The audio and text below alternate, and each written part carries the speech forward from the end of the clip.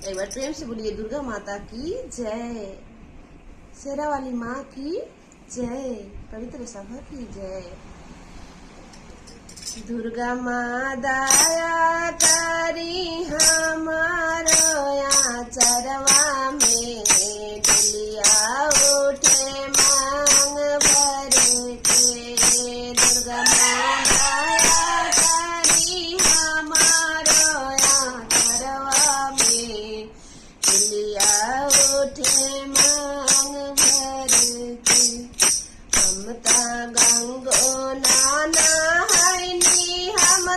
जमुना नाना हैनी, हम ता गंगो नाना हैनी, हम ता जमुना नाना हैनी। कौनो पूना होना कैनी, एही दहिया से डलिया उठे मांग भर के। कौनो पूना होना कैनी, एही दहिया से डलिया उठे मांग भर के। दुर्गा माँ दया करी हमारो यहाँ चरवा में, डलिया उठे मांग भर के।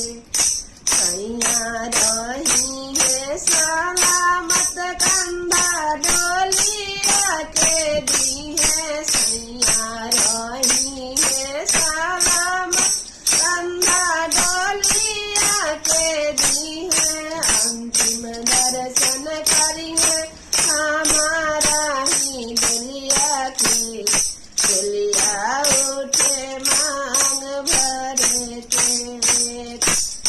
दुर्गा माँ दया करी हमारो या चरवा में, डलिया उठे मांग भर के। बेटवा रही है सलामत कंधा डोलिया के दी है, बेटवा रही है सलामत कंधा डोलिया के दी है। अंतिम दर्शन करी है हमारा ही डलिया के, डलिया उठे मांग भर के।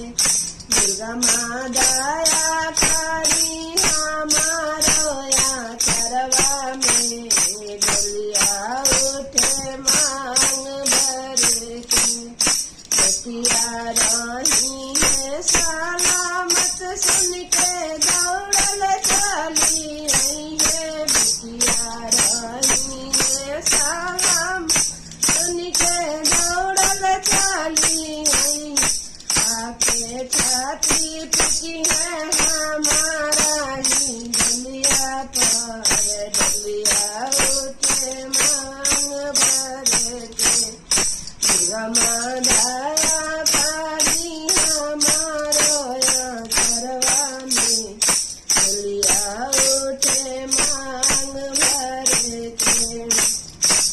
पतहिया घाटूठा पतहिया घरावे में रहिए, कौनो किछु घाटी बुझाई उनकर घरवा में, डलिया उठे मांग भर के।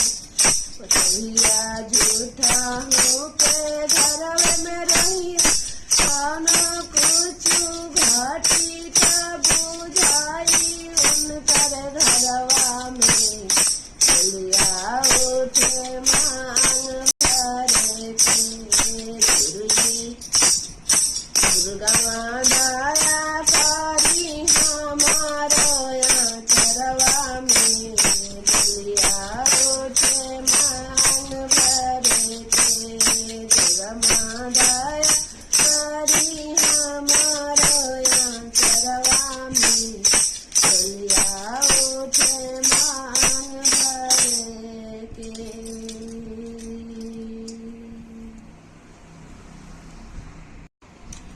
पतोहिया रही है सलामत घर में झूठ